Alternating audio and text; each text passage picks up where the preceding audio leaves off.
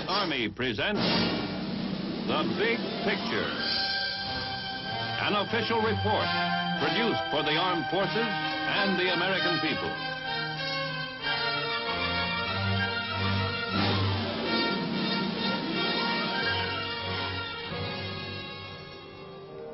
Somewhere in enemy territory, soldiers of the aggressor forces man a radar post, a constant threat to the successful operation of our own forces, an obstacle which must be eliminated as quickly and quietly as possible.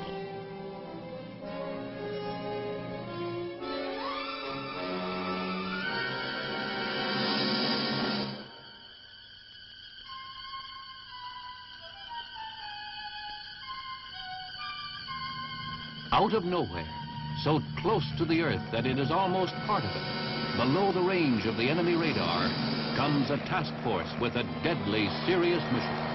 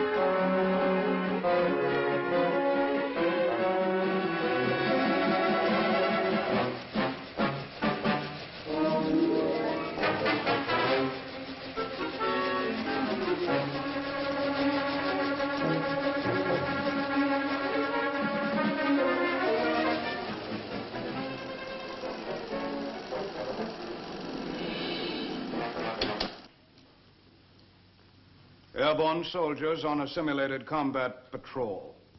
A swooping surprise raid to knock out an enemy radar post. Then a swift return to their own lines. This is not a hypothetical action. It is standing operating procedure as part of the tactics of the United States Army. The American fighting man is taking to the air in an increasing variety of missions, in small units as well as large, for long and short-range tasks. Aviation has given him a new dimension of movement. Whether he moves by helicopter or transport plane, he is applying his resourcefulness and daring to find new ways of using the supreme mobility that air travel has made possible. At an airbase on friendly soil, soldiers prepare to go into battle in a way scarcely dreamed of a few short years ago.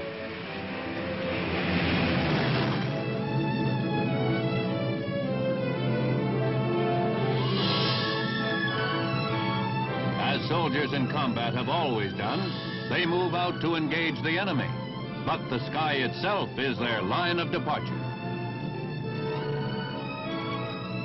It was inevitable that the foot soldier would become airborne.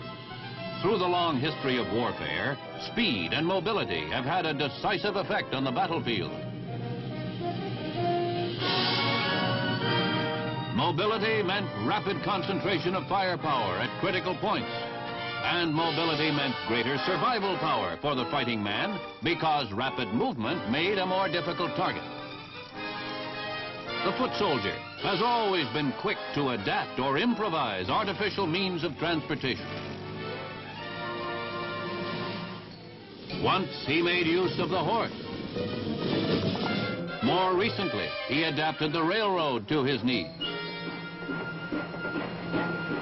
And then the truck. The advent of mechanized movement expanded mobility, not only for the foot soldier, but for his weapons as well. Both infantry weapons and supporting arms. But there was a limit to high-speed movement on the ground. Open country is rarely fast. And road travel has problems of its own.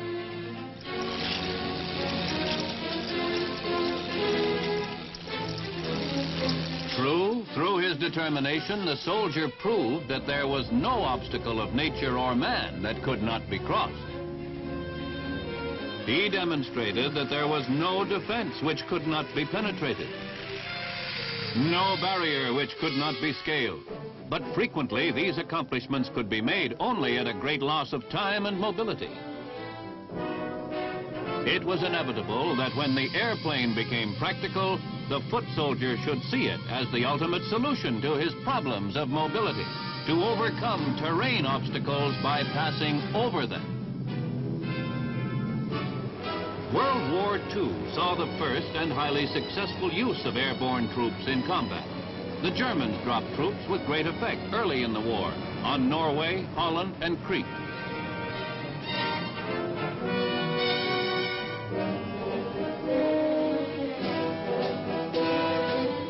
Later, Allied airborne troops spearheaded the invasion of Sicily.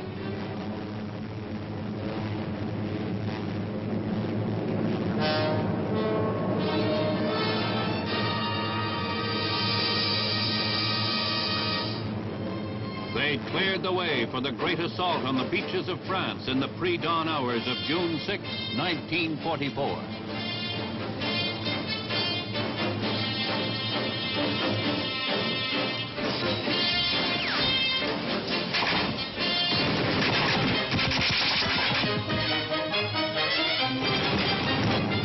The Korean War saw a milestone in sending weapons and supplies by air.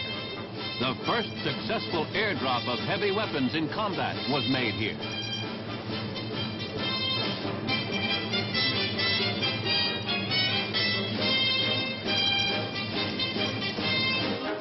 The airborne soldier was established, battle-proven, a commonplace in military thinking. In post-war maneuvers, advances were made in dropping heavier and heavier materiel. The airborne soldier became the supreme example of the classic Army principles of firepower and mobility.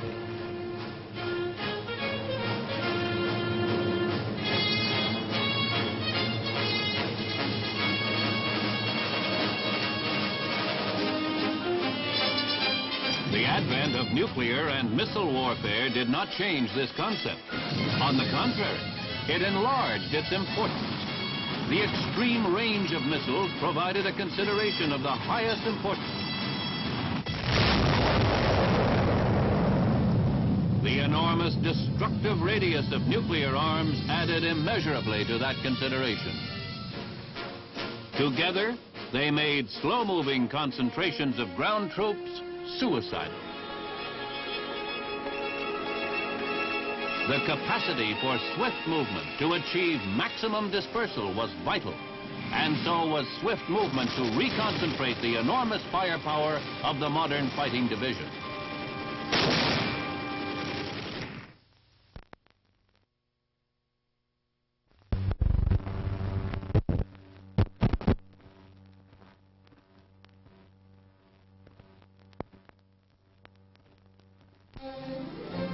First step in meeting this need was to reorganize the division from its massed 3-regiment structure into 5 smaller, mobile, self-sustaining units called battle groups. A battle group, such as this one which has been massed on a parade ground for photographic purposes, is in effect a fighting machine capable of great independence on the battlefield. It can disperse into any number of smaller units over an area of considerable distance when circumstances demand dispersal. It can come together quickly to deliver a massive blow when the target presents itself, and then rapidly disperse once more. Its communications unites it into a cohesive group, however widely scattered it is. Its weapons, and the weapons which stand behind it, which it can call upon for support, make it hard-hitting. But mobility is its prime characteristic. It is, in every sense, a modern, basic fighting unit, perfectly tailored to the needs of a modern army.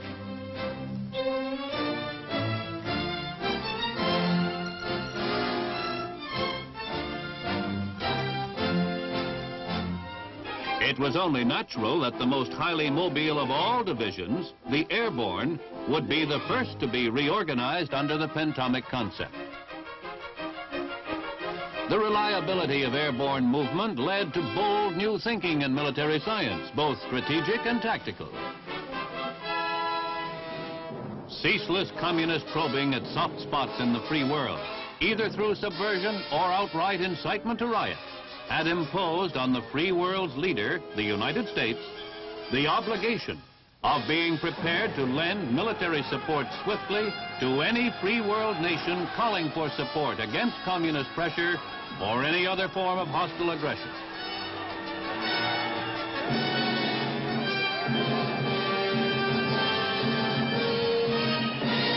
To answer this global need, the United States Army formed STRAC, the Strategic Army Corps, whose slogan is skilled, tough, ready, around the clock. STRAC consists of several of the Army's crack fighting units in the United States. The 4th Infantry Division, the 82nd Airborne, the 101st Airborne, and the 1st Logistical Command. Readiness, on literally a moment's notice, is the distinguishing characteristic of STRAC units. Planes of the United States Air Force, with help from the Navy and the Military Air Transport Service, are prepared to fly our airborne soldiers anywhere in the world at any time. Exhaustive studies and practice have refined procedure to a split-second schedule. The first element of STRAC airborne troops can be in the air in 2 hours. Its leading company in only 15 minutes.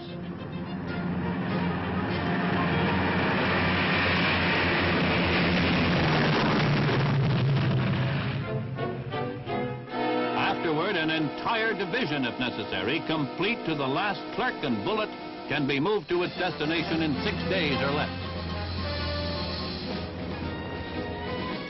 Procedure follows battle-proof design.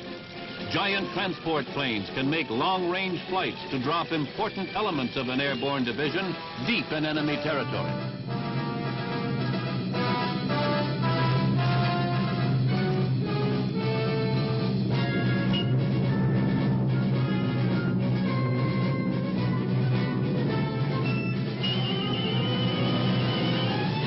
Ground for an airhead is seized by airborne soldiers.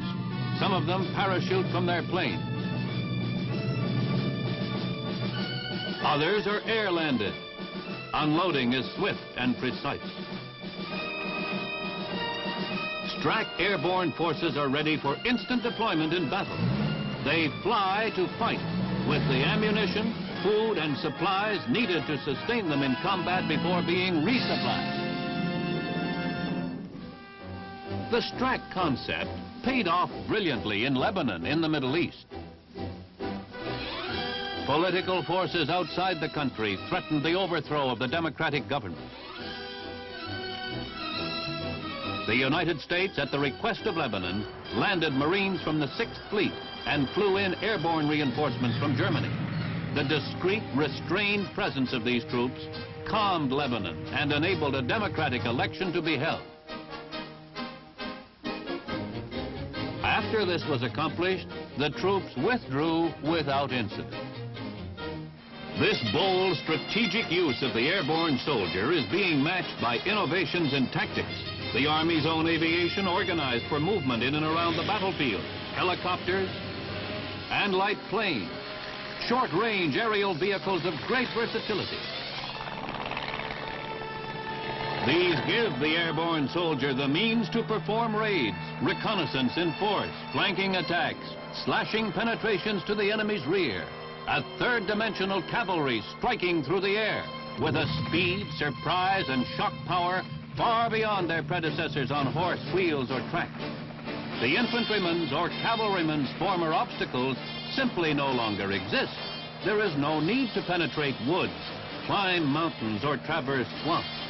Helicopter rotors and light planes soar over them all. Low flying, they hug the ground in so-called contour flying so that they will remain unseen by enemy eyes.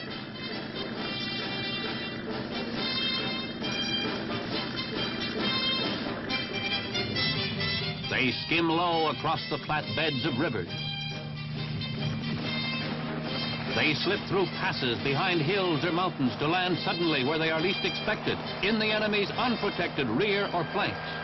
This is vertical envelopment, a new dimension of warfare for the airborne soldier, a tactic proven so effective that each regular pentomic infantry division has its own aviation company to carry heavily armed assault forces for a swift thrust against the enemy. Fresh troops, unwearied by forced road marches or long truck rides, organized to take the field immediately in battle formations. Ready to release a storm of firepower against a surprised, demoralized enemy. Automatic weapons and supporting mortars. Recoilless rifles and artillery. Even the helicopters themselves are being utilized in experimentation going on today as aerial gun platforms to lay down a deadly screen of rocket or machine gun fire. In demonstrations where these firing helicopters are used, they have proved the tactical effectiveness of aerial assault vehicles. Vehicles which, if used in combat on the battlefield of tomorrow, may look considerably different from the helicopters which are demonstrating this effectiveness today.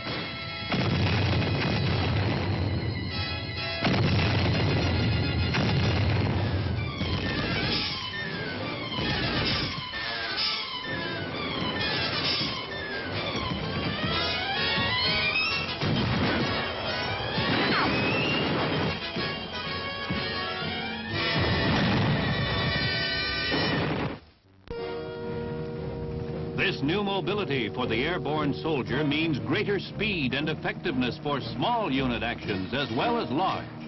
A handful of men can be stealthily airlifted to the rear to carry out a variety of special missions and patrols. The vital need for small units with this kind of mobility is dictated by the special circumstances of war as it would be fought in these times. On any battlefield which would exist today or tomorrow, our own forces would be dispersed over wide areas in order to deny the enemy a lucrative target for his firepower. In the same way, the enemy himself would disperse. He, too, to protect his forces from nuclear attack, would do so by scattering them in small units. In such a fluid battle area, mobile patrols become most effective. They can scout out enemy positions and strong points.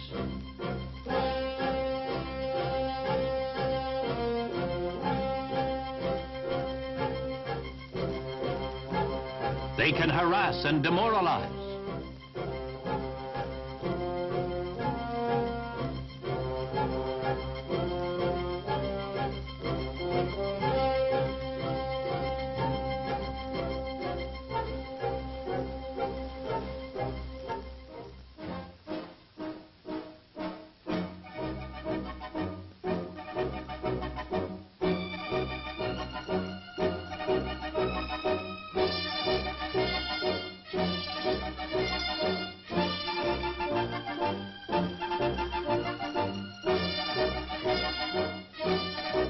They can destroy the lines of communication which link the dispersed elements of the enemy's forces.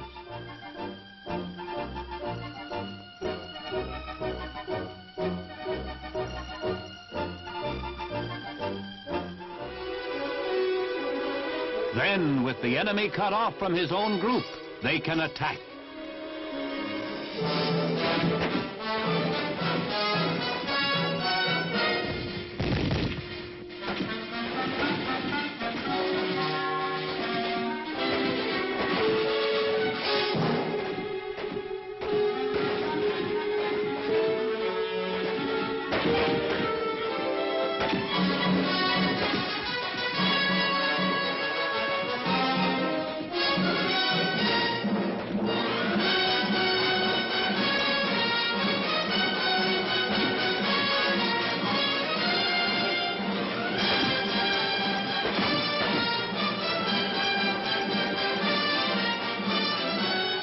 They can eliminate enemy weapons which may be hidden from our own firepower.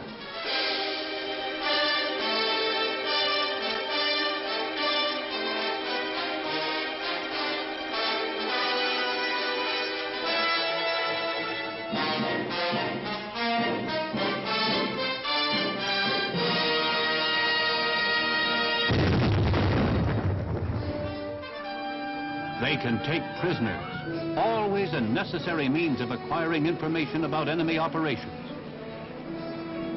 Its mission completed, quickly and expeditiously, the patrol retains its mobility by returning to a rendezvous point to be picked up by helicopter or light plane.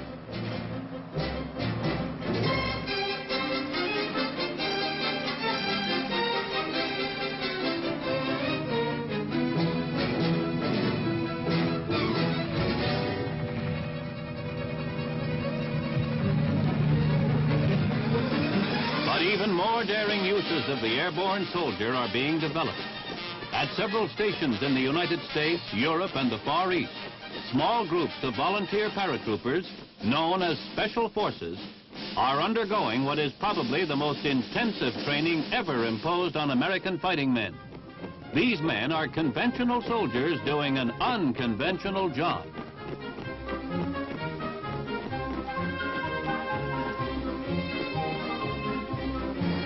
They train as expert infantrymen. Qualifying as parachutists is only the beginning. They must qualify as frogmen, skiers, and mountain climbers as well. They are taught every form of swift, deadly attack.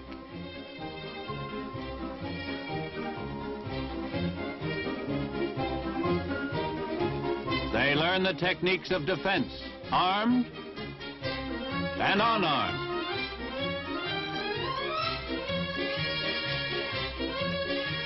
They learn the fundamentals of demolition, on land and underwater.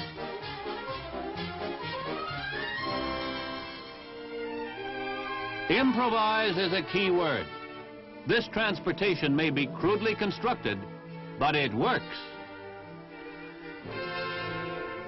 The Special Forces soldier must be able to improvise shelter as well as weapons. And he must do it in any kind of terrain or climate,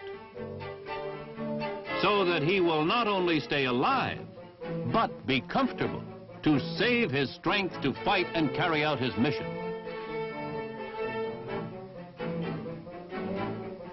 He learns how to find and catch his food. In short, the Special Forces airborne soldier knows that if he must, he can live off the land like an Indian. But he is, first of all, an expert in modern combat with special schooling in psychological warfare and foreign languages.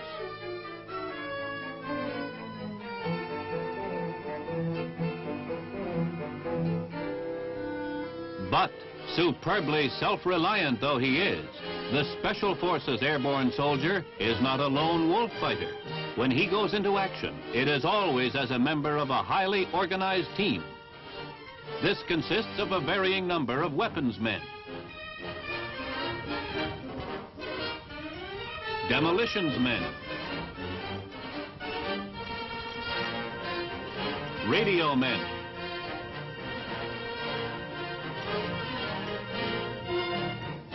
medical technician,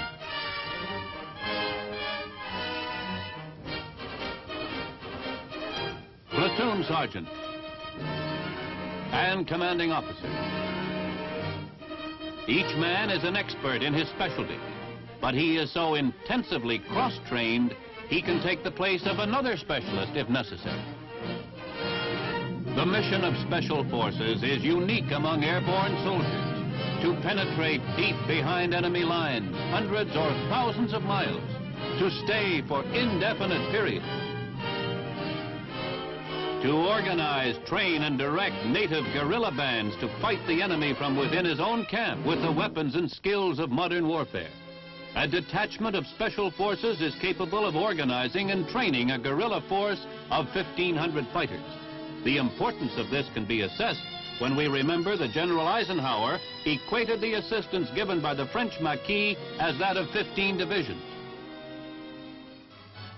With all his unique qualities, the Special Forces trooper represents a highly developed, but not a revolutionary application of the airborne soldier.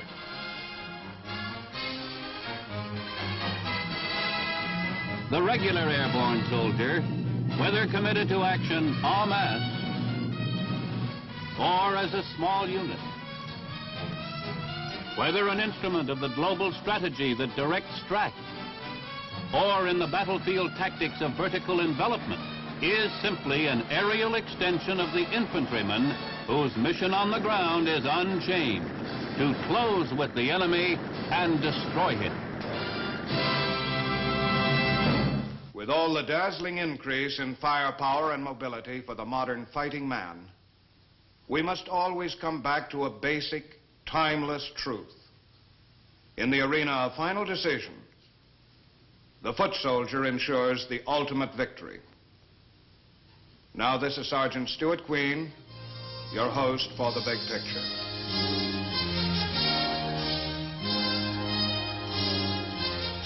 The Big Picture is an official report for the armed forces and the American people. Produced by the Army Pictorial Center. Presented by the Department of the Army in cooperation with this station.